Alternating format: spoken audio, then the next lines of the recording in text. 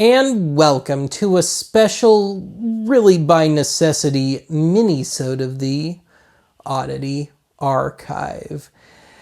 Although it may go on a little longer than some standard archive episodes. We'll just have to see how it goes. This is going to be just one of my leisurely little rambles. So I'm making this because if I did another Ben's Junk this week, that would mark the 6th one in a row. And I'm pretty sure I've already broken the record for most Ben's Junks in a row, and I just don't want to add to that. Yes, you can have too much Ben's Junk. Blasphemy, I know. So anyway, this was initially intended to be a follow-up to the last non-Ben's Junk bi-week video I did a couple months ago now on Laserdisc Laser Rot. Now, in that video, I just devoted a minute or so to CD rot, audio CDs, compact discs. And I mentioned that I didn't have any CDs of the right vintage and country or continent of origin to have any real problems. Well, since then, I have found one CD in my collection with some visible rot, but it still plays just fine. But one CD wouldn't make for much of a discussion, so we're going to go down the rabbit hole here. We'll start with my one rotter, and then I'm going to launch into some petty complaints about CD authoring, and then we'll get into a bit about bad manufacturing, and then we'll try and end on a somewhat more upbeat note with a brief little talk about Easter eggs on CDs. So anyway, this feels like the punchline to a joke to me, but my one and only visible rotter is one of my own. So this is Greetings from Elderbush Gulch, an album I did in 2006, and this is the original mix of it. Now, what got released at the time had also been mastered, and I don't like the original mix. I truly hate the original mastering, but I went back and remixed this in 2011, and that has since become the standard version of this wobbly little album. And at the time, the original unmastered copies of that first mix were just missing. So in apparently the spring of 2012, if my date at the bottom here is anything to go by, I found those old unmastered copies and I went back and did a little remaster of the album, the original mix. And apparently at the same time that I was making the Max Headroom incident, I think that would be about right, about the time I was getting ready to launch Oddity Archive. So anyway, here's the rot. It is bronzing on me. That is not a camera effect. That kind of brown gold around the rim, that is accurate. It is bronzing on me. Now the play side is just fine, and as I mentioned, it plays fine, and it's been backed up, and I've still got all the original files, and I've got the CD Architect mastering session, so I could burn as many of these as I want. Just to finish up the idea here, I've never released this little remaster of mine. I figured I would sit on it for the big 50th anniversary box set of Greetings. So stay tuned in 2056 for that.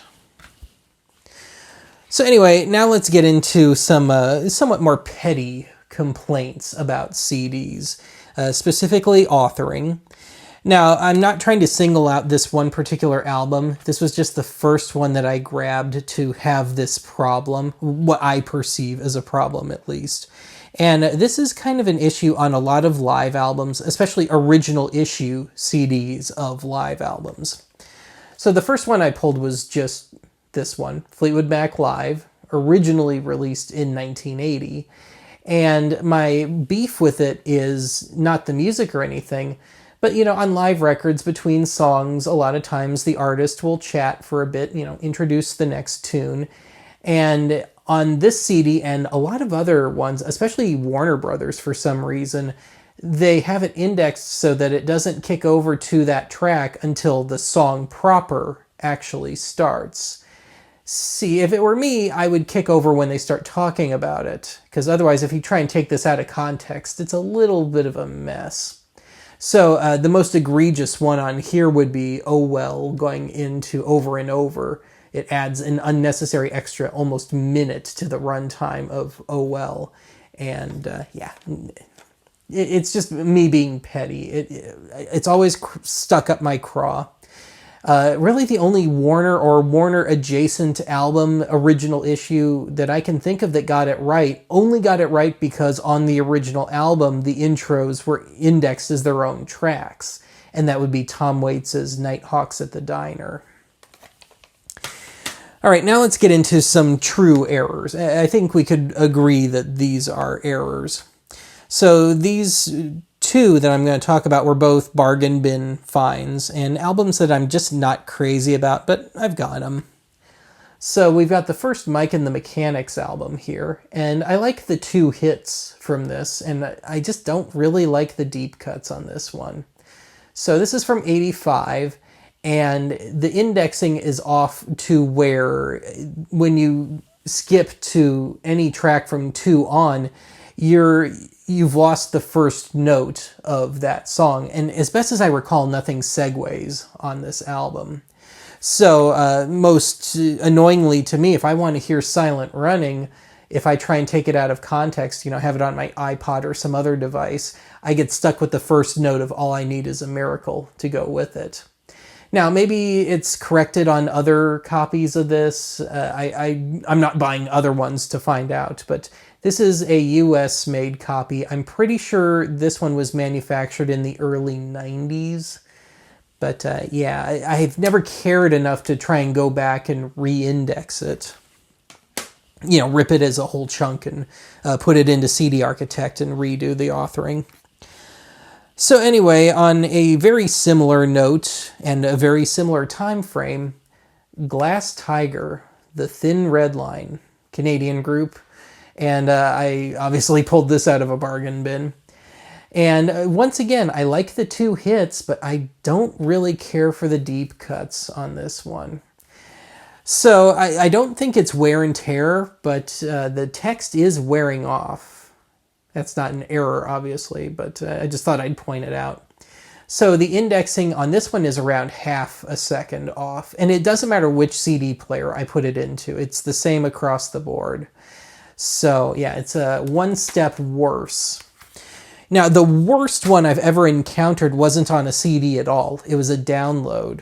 So back in the late 2000s, I downloaded from iTunes the one and only album from Cherry 5, which soon became Goblin, Italy's most famous progressive rock band, if not their most famous rock group, period.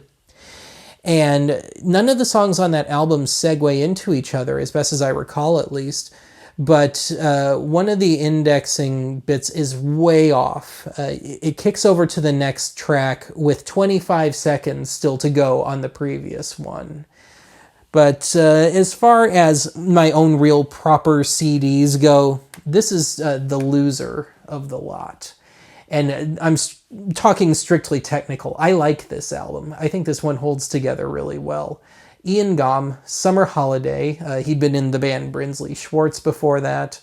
Here in the US, this was released under the name Gom with the Wind. How cute. But on CD, it's been standardized into Summer Holiday, the UK version, and I think the UK version is better anyway, so no complaints there. I do like this album quite a bit, but the indexing is anywhere from 1 to 3 seconds off on most tracks. So this one did bug me enough that I went and ripped the whole CD as a chunk and then re-indexed it on CD Architect and burned my own corrected copy of this. So the album is from, I believe, 78, and this CD is from 86 or 7. It's from Germany, if memory serves, and or I guess at the time it still would have been West Germany. So I've got a few albums on Line Records here, but it's the only time I've ever had an issue with any of their stuff. And the mastering is so-so. It could probably use an upgrade. But yeah, that's the really egregious one that I've come across on a hard copy. So now we get into manufacturing problems. So I now own 2 copies of this one. And it's kind of a classic. Bobby Caldwell, What You Won't Do for Love. One of those songs that seems to be getting rediscovered somewhat by the younger generation. Now, this is my first copy of this, and I think this particular issue is from 2005. But I think they tried to run off copies too quickly when they were doing the duplication thing, and this is just a catalog of other releases on the same label. But the first 2 tracks on this are messed up. Now, the disc is in excellent condition. There's no scratches or anything. But the first 2 tracks are just that digital clicking all the way through and pretty aggressive to the point where the 2 tunes are pretty much unlistenable. So I paid collector's prices for this second copy. Same label, same mastering, but this particular one I believe is from somewhere in the early to mid 90s. If nothing else, this has all the website information on it. This does not, but again, same mastering and everything. This is the good copy, and it does have a few little scratches on it, but this is the one that plays through. It's the one that had a little quality control going on. So, and I noticed they kind of slightly tweaked the text. This is a little bonus there. That's something that doesn't bug me too much. I'm not quite that much of a purist. Now, these next 2, to me, are just, it should never happen. Because, well, it's not because they're a comedy outfit. It's Firesign Theater, so yeah, classic stuff to some degree, certainly. But the original issues of these albums were on Mobile Fidelity, you know, kind of the Rolls Royce of CDs. Now, these are not gold discs. They did a whole run of silver discs early on in their run of CDs. But both of my Firesign Mobile Fidelity albums, I've got 3 of them, but 2 out of the 3 have a similar problem to the Bobby Caldwell album. So on this one, around the half-hour mark, it's that ticking again to the point where it's pretty much unlistenable. So I do need to find another copy of this. I guess I'll have to settle for the standard Columbia issue. I think the sound is probably better on this. I do have some of the standard Columbia copies of some of their albums, and I think they're kind of compressed. But yeah, the Rolls-Royce of CD makers should not have that problem. And, you know, they have the special thing where it gives you the CD and all, and don't let the cracked case fool you. The CD itself is in damn near perfect condition. It's just finding extra MFSL jewel cases is a difficult and costly prospect. So, rolling with Firesign Theater, here's their first album, Waiting for the Electrician, or someone like him. And also, strangely enough, right around the half-hour mark, if you were to take it as a whole work, it starts ticking away again. And the whole thing becomes unlistenable and just drops out completely for about 2 minutes. Now, there's no sign of rot anywhere. There's no flaking on the disc, you know, nothing like that. So I think it was just bad manufacturing. And this one really is pristine all around. So this will act as a segue into our final topic. This is a double fail. So in this case, we have the problem with playback, and I'd be willing to bet it was like that right out of the gate when this came out on CD in the early 90s. So I went and I got the standard, if somewhat compressed, Columbia Records issue of the album. But this one, the title cut, where the problem is on here, this version has the first few seconds of that track just straight up missing. And then they did correct this, but I think it was the final issue of this, the final hard copy issue in the late 2000s, where they finally got it right. But they didn't update anything with the artwork, so it's kind of just luck of the draw, unless you buy it off of someone who just happens to know that whole history. So anyway, this will segue into our final topic, and that is Easter eggs on CDs. So the title cut ends on this, and then maybe 20 seconds or so later, you get a bonus bit, apparently recorded for the album and left off, and it's nothing special. And really, this is kind of a tentative start to the Firesign guys' run. But yeah, that'll bring us into Easter eggs. Now, Easter eggs have kind of made a comeback lately. I'm not really a fan, but I guess Taylor Swift is really into them. The band Radiohead was doing Easter egg stuff forever. And I've pulled out 3 of them, and they're all pretty common ones, but they're worth talking about, I think.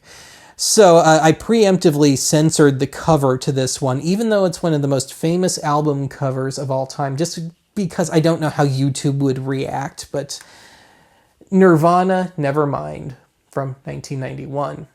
And quite famously / infamously, if you let it keep going after something in the way, for like another 10 minutes, you get another song, if you can call it that. What's that called? Nameless Endless? Something to that effect. And it's like 6 minutes, and the bassist and drummer are still just kind of playing business as usual, but Kurt Cobain is having an absolute meltdown. He's just banging away randomly on his guitar and screaming into not even what was supposed to be a vocal mic, but just a talkback mic. And at one point, he apparently smashes his guitar, but you'd never know it because it sounds identical to what he was, just kind of randomly banging anyway. And yeah, as I mentioned, he screams a lot. And it's kind of an interesting story if you know the history of this album. So I guess as far as time goes and genre goes, this is on a similar note. The first Smashing Pumpkins album, Gish, from 1991, although this issue is from at least 94. This is on Virgin. This was originally on Caroline here in the US. And it was redone and slightly remastered after their second album, Siamese Dream, became a huge hit. And those remain the only 2 Smashing Pumpkins albums I own, strangely enough.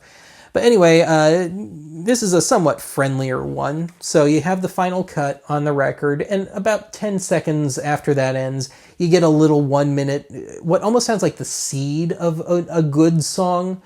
Billy Corgan doing this thing, I'm going crazy. And it does kind of sound like there's the root of a good song in there, but I don't think he ever really pursued it. But yeah, fairly common one. And we'll end on the cute, silly one of the bunch. Tom Petty, Full Moon Fever from 1989. And yeah, I need to either try and get this off or find another jewel case. But this is another album that I'm just kind of indifferent towards. And I like Tom Petty quite a bit, but most of this album just never took for me. And so in this case, between Runnin' Down a Dream and his cover of The Byrds, I'll Feel a Whole Lot Better, you have this little 30-second thing where you hear barnyard animals just kind of mooing and stuff in the background. And Tom says, "Hello, CD listeners." And he mentions that this is where people listening on vinyl or cassette would be turning the record or the tape over. Like he just felt like he had to include that little penalty track in there. And that's exclusive, of course, to the CD issue of this. And I don't know, maybe it was a really artsy thing. It's just like, we need that 30 seconds between those 2 songs. And he didn't want to put that long a gap in there or something. But either way, it is a cute, funny little moment on an otherwise fairly serious record. And that's it for this one. So hopefully you enjoyed that little excursion. And I will talk to you again soon.